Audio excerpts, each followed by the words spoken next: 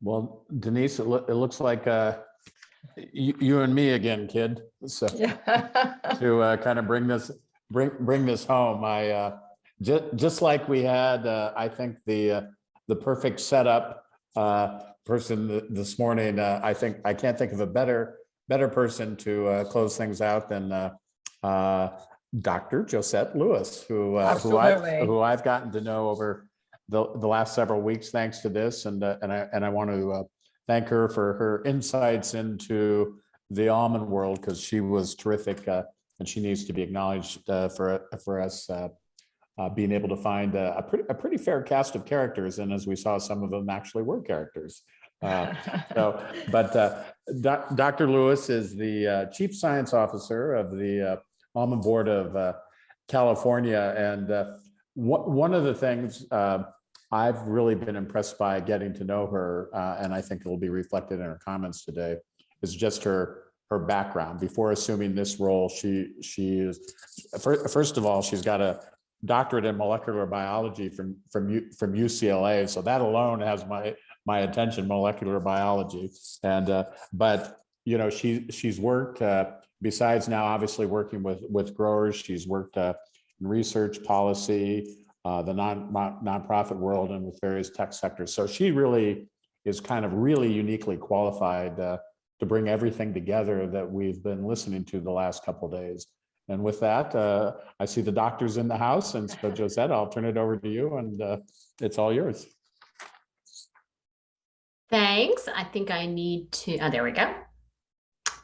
Share my screen. Well, it's a true pleasure to be here and to follow so many of the organizations that are very important to the work that we do at the Almond Board, and many of whom have become friends. I would not have guessed when I started this job that I would spend almost as much time talking to beekeepers and bee researchers and thinking about both honeybees and native bees as I do about almonds. But perhaps I'll give you a little reasons to understand more deeply why that relationship is so important and what are some of the drivers of innovation. So I thought what I could start off with is giving you a little bit of a sense of the financials that are driving innovation. So this is a graphic that shows the average cost to an almond grower of renting what is typically a hive, and hopefully that hive has 6 to 8 good frames of bees in it. Current practice is to use 6 to 8 frames of bees per acre for almonds.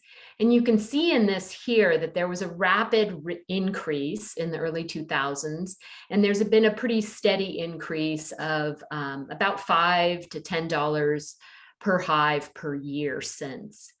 Now that rapid increase you saw in the early 2000s is driven by the rapid expansion of almond acres. A lot of crop and even some dairy operations in California shifted from predominantly, they were annual crops into almonds when the price was really attractive. And so we saw a rapid expansion of almond acreage, and last year we had a record harvest due to a record amount of bearing acres combined with good yield. So where we are today is that now almond pollination, which is about over $400 per acre when you look at the standard practice and the cost per hive, and that $400 per acre is about 15 to 20% of the annual cost of production. So for almond growers, there's a big interest in getting that cost down. It is a substantial part of growing almonds. Dr. Spivak and others have talked about the threats to honeybees and the crisis we see in the honeybee industry, particularly here in the United States, but in other parts of the world as well. And a lot of that is captured in this here, where you see both the annual losses hovering just over 40%, and it's held pretty steady there. A lot of different reasons for those high die-off rates, but the net effect of it from a financial perspective is that it increases the cost of delivering a hive to almond growers, or for a beekeeper thinking about the cost of doing business. So beekeepers' costs are rising, which is why then almond growers' costs rise as well. So you can see here, this was a research paper from, I think, about 2 years ago that looked at what it cost to maintain a hive starting in June and going up until delivery in almonds in February. And you can see there that the cost to the beekeeper is about on par with what they charge an almond grower. They obviously make a little bit more income throughout the year doing other pollination and from honey sales. But as I think one of my favorite almond growers, Christine Gemperle, talked about, honey prices are down. There's a lot of international competition, and that has really squeezed honey income for beekeepers. And as a result, pollination services now is a very important part of the beekeeping industry. So their costs are rising because it's harder to keep a colony healthy. They're spending that money on things like supplemental feed, as Dr. Spivak and Dr. Williams talked about earlier today. There's a decline in the amount of natural forage for honeybees, those what you might alternately call wildflowers, or in some cases weeds that we would see in the landscape. And in gardens, the decline in that means that beekeepers have to put in more supplemental feed to keep their hives alive. Also, requeening of those. There seems to be a challenge with queen bees dying off in hives more frequently than they did in the past. So the genetics of that is maybe a problem. And then, of course, varroa and other diseases that bees face are responsible for those high costs throughout the year. So what are some of the innovations that we see coming through to address that, both on the side of almonds and on the side of beekeeping? So first I want to start out with a little bit of biology here to understand why almonds is the largest pollination event in the world every February and March of the year. And that is really a result of evolution and a partnership that was designed by nature. So almonds actually naturally have a genetic barrier that prevents them from self-pollinating. You can kind of think about it as a evolutionary mechanism so that almonds don't marry their cousins. They can get more wide genetic mixing by requiring outcrossing to a variety that's not closely related. So when you drive through the Central Valley, if you have the chance to see almond orchards, typically an orchard has at least 2 different almond varieties. Sometimes if you look carefully, you can see the trees actually do look different. Very commonly, one of those will be a variety called nonpareil, which has been around for over 100 years and is sort of the highest quality and gold standard in terms of appearance, taste, and other qualities that consumers look for. And then they'll have another variety that pollinizes that nonpareil. So in order for that pollination to take place, we rely on bees. That is how nature designed it. And so we need bees to carry the pollen from one tree row across to the other tree row. And so that is why almonds are so synonymous with bees, and why that is such an important relationship, both biologically and as some of the growers have talked about. It's also a relationship between almonds and beekeepers that we take quite seriously. So that's what's behind that. And I think there's some other aspects of almond flower architecture that are interesting to think about as you think about some of the innovations that we've heard about over the last 2 days. Sometimes the architecture, these flowers were not designed to be wind pollinated. So the placement of the anther versus that pistil, which is where the pollen from the anther has to get, you can see that it's often higher up, so the pollen grains have to travel to the top. And then there's actually some biology that can make it harder to pollinate and get a embryo develop as well. So there's quite a bit of architecture and genetic design that is responsible for this relationship. So the single biggest innovation that we've seen in this area, and this is a global innovation, not one that came from here in California, is the discovery of self-compatible almond varieties. So these were almonds that were actually discovered naturally occurring in an orchard in Europe that had overcome this genetic barrier to self-pollination or self-compatibility, as we'd say in a biological sense. So the pollen from that same tree could, in theory, pollinate its own flowers and be less dependent on pollen crossing the rows, which is where the bees play such an important role. So we've seen rapid adoption of the limited number of self-compatible almond varieties that are suitable for the California environment and the California marketplace, or the marketplace that California sells into, which is quite distinct from, say, Spanish almonds.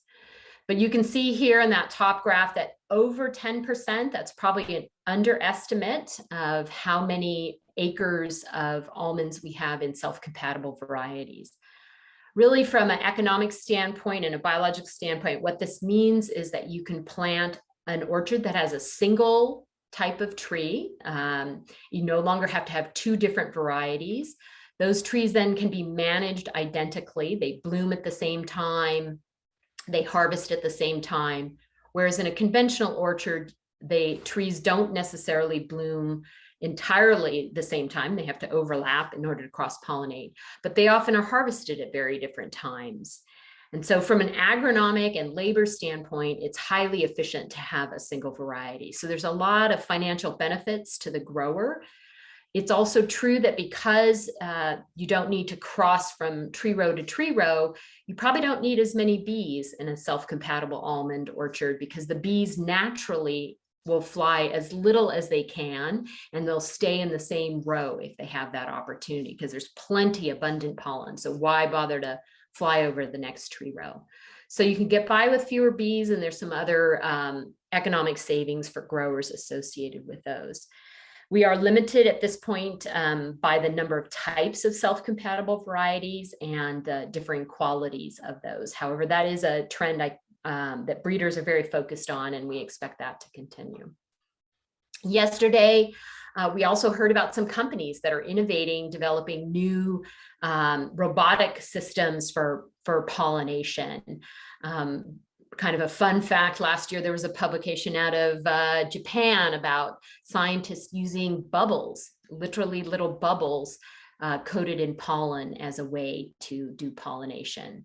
And I can't tell you the number of companies I've talked to, or well-meaning engineering students from around North America who think that drones may be an opportunity for mechanical pollination of almonds. I'm pretty skeptical about drones, given that some of the biology and some of the floral architecture that I talked about earlier, but we remain interested in talking with and collaborating and finding solutions out there as some of these other companies try to develop new mechanisms for artificial pollination. Also here today, we've heard, today and yesterday, heard about a number of different companies developing technologies for the beekeeping industry. So hive sensors and the like, which is another important area of innovation. But I don't want to leave you with just thinking about those types of innovations. So we haven't talked about it, but I believe Danielle Downey mentioned it this morning. There are philanthropic and public efforts to breed more disease and pest resistant bees, just as we can breed crops for these things. Many ways you should think of honeybees as tiny livestock. So people working on the genetics to make them more resistant based on certain behaviors for varroa mite, for example. I talked a little bit about how the cost of supplemental feed is sort of becoming a routine part of beekeeping, as it's more and more difficult to find places to put your bees where they'll be safe and have access to good diverse pollen throughout the year. Maybe not all of you recognize this, but honeybees are only in almonds for about 4 to 6 weeks out of the year. So they go off and those bees and those beekeepers have lives throughout the United States the rest of the time. Pest and disease, there's also quite a bit of public effort here. We see a little bit of work being done by some of the crop protection companies, but it's not a major commercial marketplace. So perhaps more of public-private partnerships in the area of pest and disease management for honeybees.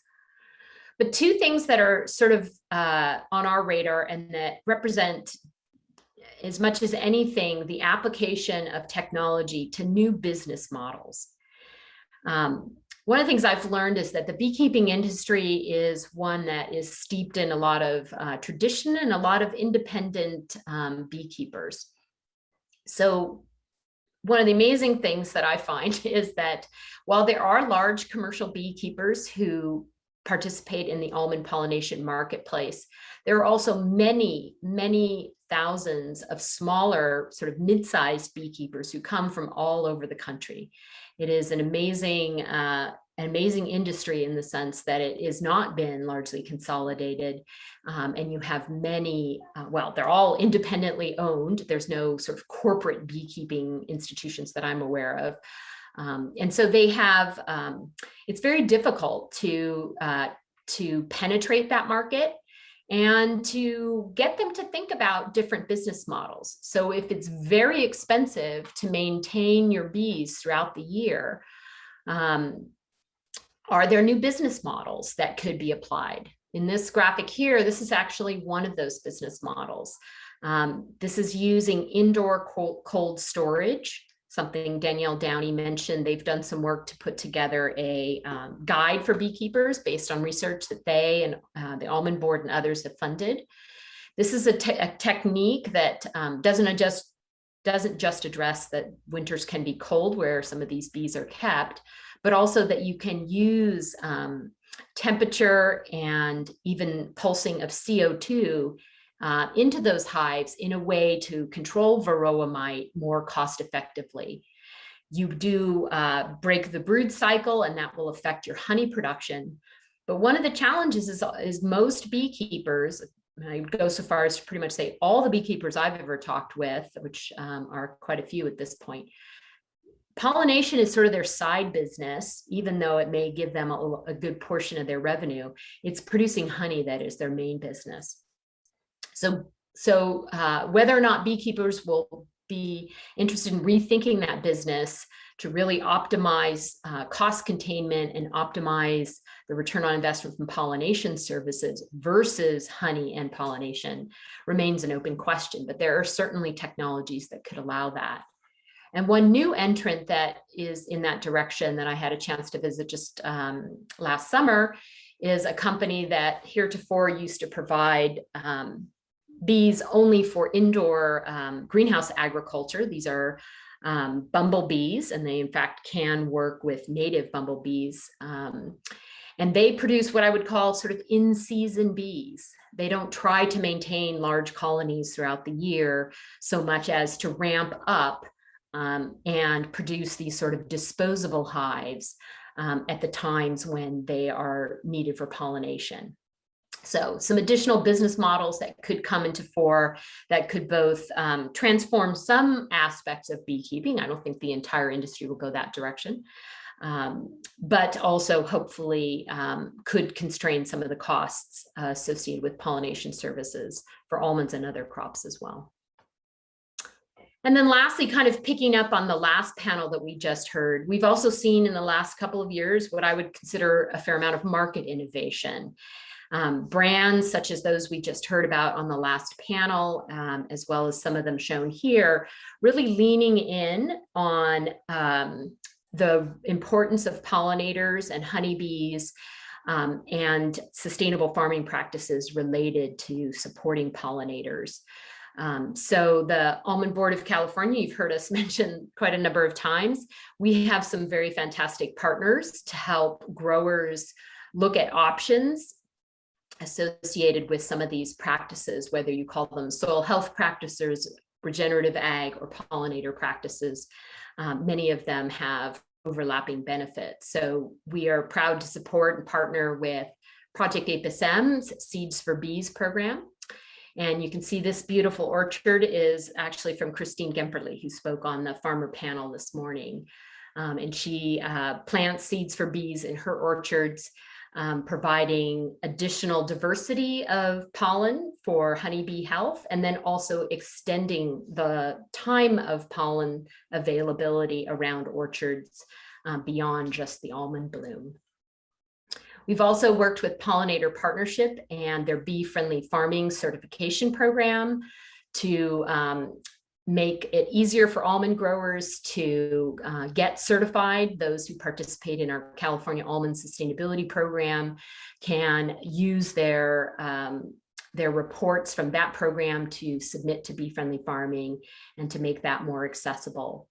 We also this year are very proud to have worked with Neil Williams and others at UC Davis on development of a cover crop guide for almonds, which really translates the idea and helps growers look at how that actually gets managed in the context of an almond orchard throughout the year. So what are the kinds of benefits that can be accrued from planting cover crops, how to choose seed mixtures, how to plant, when to mow, and when to terminate the cover crop through mowing or other mechanisms, so that that doesn't compete for water with the tree. So very practical, hands-on.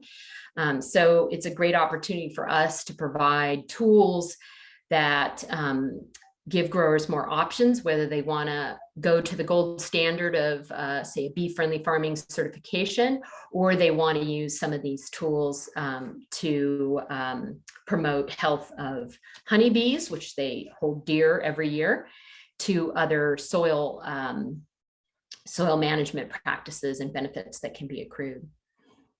And I just wanted to maybe finally echo some of the comments that we've heard from the grower side, and a bit of recognition in the marketplace as well, that it's very important that we continue to improve the way we farm.